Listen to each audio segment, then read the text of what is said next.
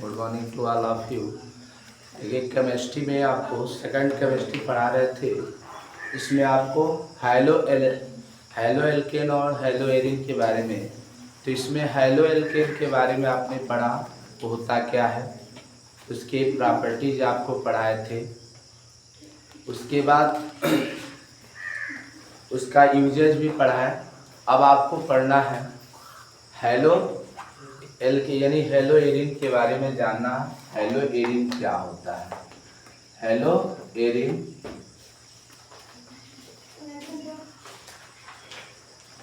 Hello arene के बारे में आपको पढ़ना है। हैलो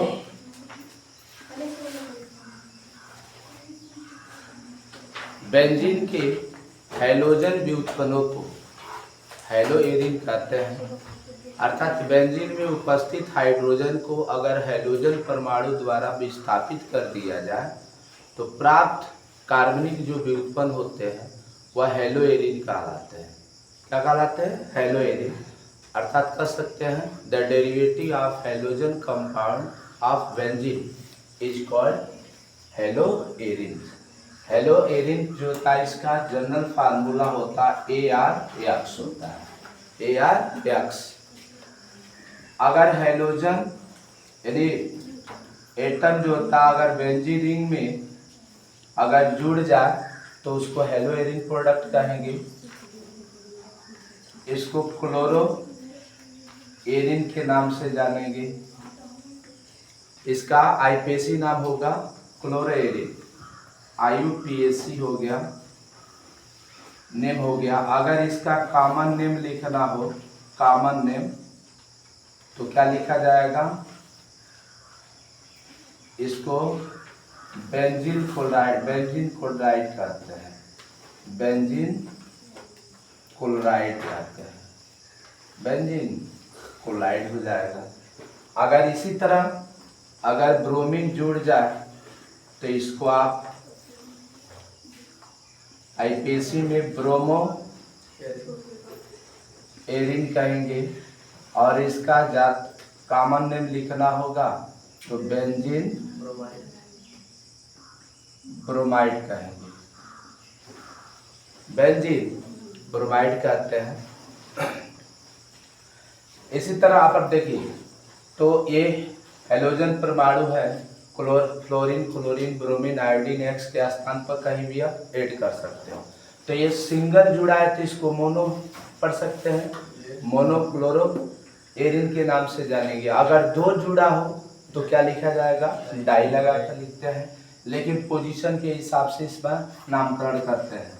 जैसे अगर कॉमन नेम लिखना है, इसका कॉमन नेम डाई के लिए डाई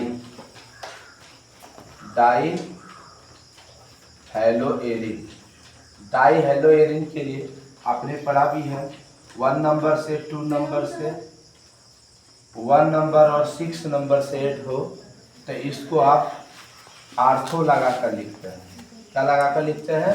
आर्थो। आर्थो के लिए आप O लिखते हैं। उसी तरह 1 नंबर और 3 नंबर या 1 नंबर अगर 5 नंबर से हो तो इसको आप मेटा लगा कर लिखते हैं। इसको M से डिनोट करते हैं। 1 नंबर और 4 नंबर से इसको पैरा लिखते हैं। पैरा के लिए आप P यूज करते हैं। पैरा के लिए क्या? U। जैसे एग्जाम्पल में आप देख लीजिए, कॉमन नेम हो तो ये हो गया 1 नंबर से, जैसे Cl है और यहाँ से Cl जुड़ा है, ठीक है ना। तो इसका अगर कॉमन नेम लिखते हैं, कॉमन नेम,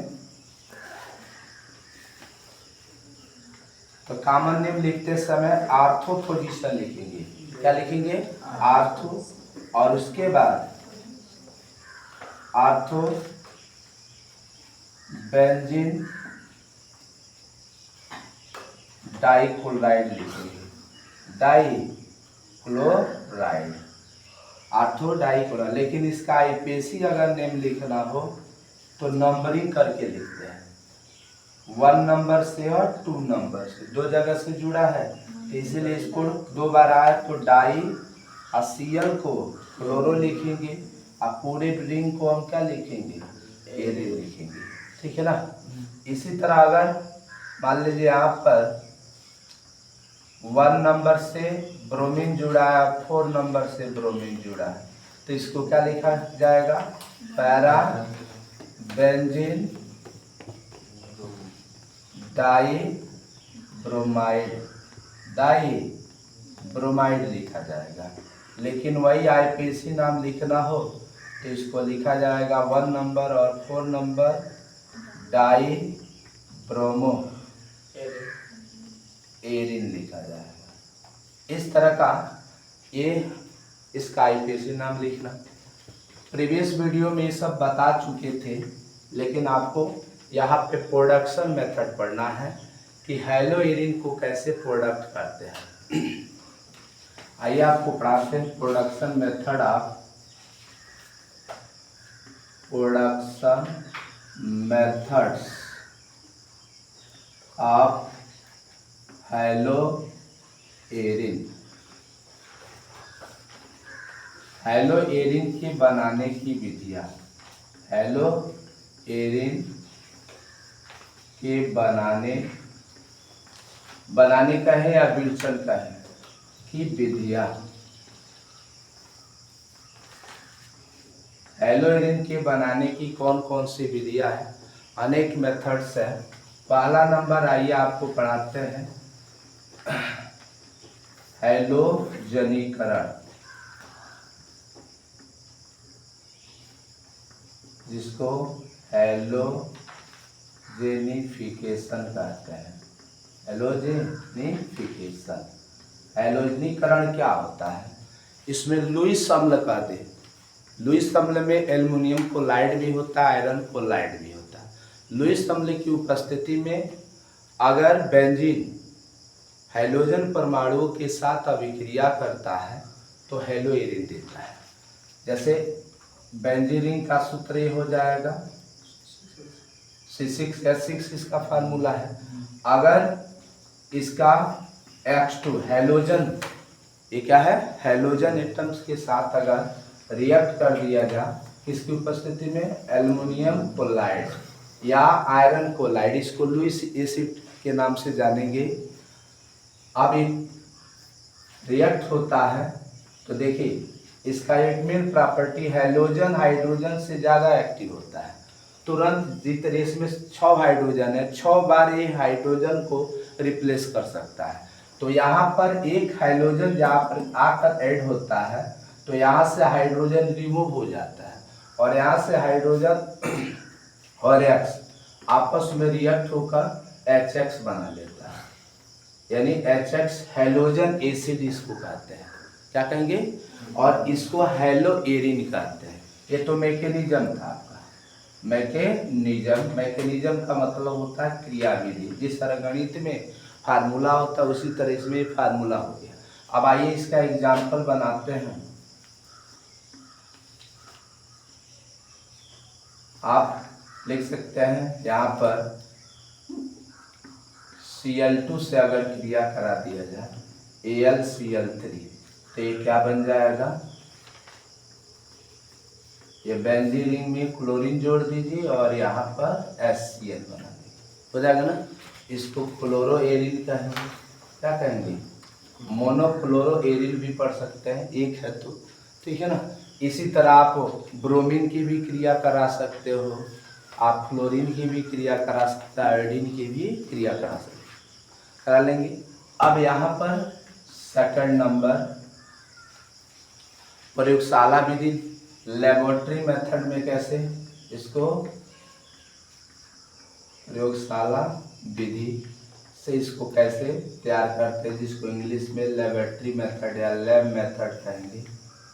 लैब मेथड्स में 2 तरह के आप इसमें प्रोसेस पढ़ोगे, एक सेंडमायर प्रोसेस और एक गाटरमान प्रोसेस होता है, ठीक है ना। तो पहला नंबर इसमें सेंडमायर विधि क्या होता है, सेंडमायर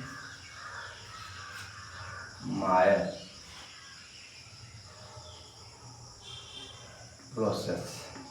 सैंडमायर प्रोसेस में होता है बेंजीन डाइएजेनियम क्लोराइड, ये बेंजीन है और इसमें N2 और Cl जुड़ जाए तो ये पूरा नाम होता है बेंजीन डाइएजेनियम क्लोराइड। इसका नाम होता है बेंजीन डाइएजेनियम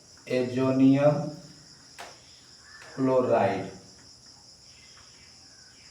अगर इसकी क्रिया HBr से करा दिया जाए या HCl से, किसकी उपस्थिति में Cu2Cl2 क्यूप्रस क्लोराइड की उपस्थिति में, तो ये क्रिया करके क्या देता है, Br यहाँ पे आकर जुड़ जाता है, बेंजीन रिंग बना लेगा, Br यहाँ पर हो जाएगा, ठीक है ना, और नाइट्रोजन गैस निकल जाएगा।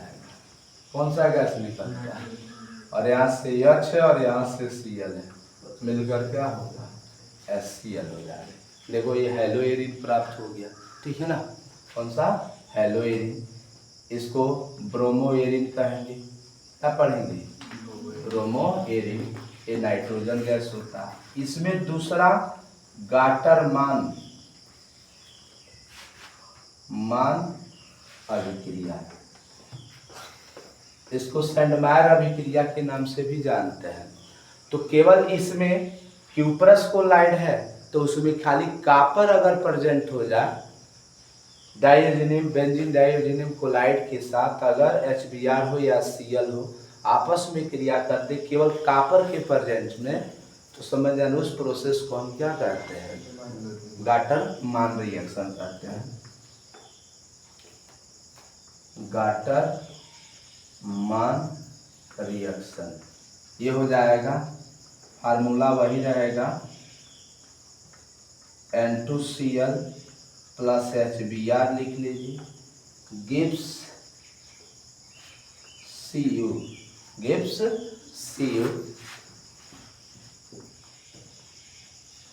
यहाँ पर Br बनेगा, अब प्लस क्या बनेगा, N2, अब प्लस क्या हो जाएगा, HCl। सेम प्रोडक्ट है, लेकिन यहाँ पर कॉपर के प्रेजेंस में होता है और यहाँ पर क्यूप्रस। तो ये वैज्ञानिक कॉपर के प्रेजेंस में क्या किया था, लैब में इसको तैयार कर दिया, और एक क्यूप्रस क्लोराइड के प्रेजेंस में ये वैज्ञानिक ने इसको क्या किया, तैयार किया। तो इसीलिए इसको गाटरमान रिएक्शन के नाम से जानते हैं, ठीक है ना। अब एक प्रोसेस आपको बता दे रहा है, इसके अंदर पढ़ा चुके हैं। देखिए अगला जो है सिल्वर बेंजोएट से, सिल्वर बेंजोएट से अभिक्रिया, सिल्वर बेंजोएट से अभिक्रिया करेगा, reaction with silver benzoate.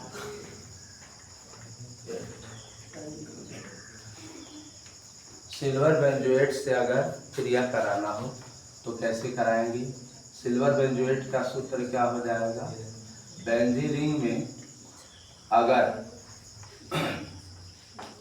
COAg की क्रिया, ठीक है ना, Ag का अगर रिएक्शन करा दिया जाए, इसके साथ अगर ब्रोमीन से ही क्रिया करा दो, ठीक है ना, तो एक ब्रोमीन यहाँ पे आ जाएगा, ठीक है ना, तो एक ब्रोमीन यहाँ पर होगा तो क्या बन जाएगा, Br होगा, उसमें से कार्बन डाइऑक्साइड गैस निकल जाएंगी और AgBr होगा, सिल्वर ब्रोमाइड हो जाता है। इसको ब्रोमो एरिन कहेंगे और ये सिल्वर बेंजोएट पढ़ते हैं, इसको क्या पढ़ते हैं, सिल्वर बेंजोएट। ये सब प्रोडक्शन मेथड था, पूछा जाता है इसके क्या प्रोडक्शन मेथड है, तो आप बना सकते हैं। इतने प्रोसेस से इसको तैयार किया जाता है, और भी इसको बनाना है तो आप क्या कर सकते हैं, फिनॉल से भी प्राप्त कर सकते हैं। अनेक मेथड्स हैं। अब इसकी कुछ फिजिकल प्रॉपर्टीज आपको बताने चल रहा है। Physical properties of hello Erin. Hello Erin की कौन कौन से फिजिकल प्रॉपर्टीज होते हैं। फर्स्ट नंबर, ये जल में विलय नहीं होता है। ये कार्बनिक विलायकों में क्या होता है, विलय होता है। आप बता सकते हैं it is not dissolve into water but it also dissolve into the organic solvent. ये कार्बनिक विलायकों में क्या होते हैं, विलय होते हैं। सेकंड नंबर, ये जल से भारी होता है। It is the heavy from water. ये पानी से क्या होता है, भारी होते हैं। फोर्थ नंबर जो होता है, इसमें हेलोजन अणुओं की संख्या के बढ़ने के साथ साथ कह सकते हैं इसकी क्वथनांक गलनांक भी क्या होते हैं, बढ़ते जाते हैं। जैसे इसकी स्थिति CH3F नहीं C6H5F, उसी तरह C6H5 क्लोरीन, उसके बाद C6H5 ब्रोमीन, C6H5 आयोडीन। इस क्रम में जैसे जैसे इसका कह सकता है हेलोजन का क्रमांक बढ़ता जाता है, उसके हिसाब से इसके boiling point and melting point भी इंक्रीज होता है। उसी आधार पर इसकी डेंसिटी भी बढ़ती है, अर्थात घनत्व भी बढ़ता जाता है। ठीक है ना। मैं आशा करता हूँ कि वीडियो आपको समझ में आया होगा। समझ में आया हो तो कृपया इसको सब्सक्राइब करें, लाइक करें, कमेंट करें, अपने दोस्तों के साथ शेयर करें। धन्यवाद।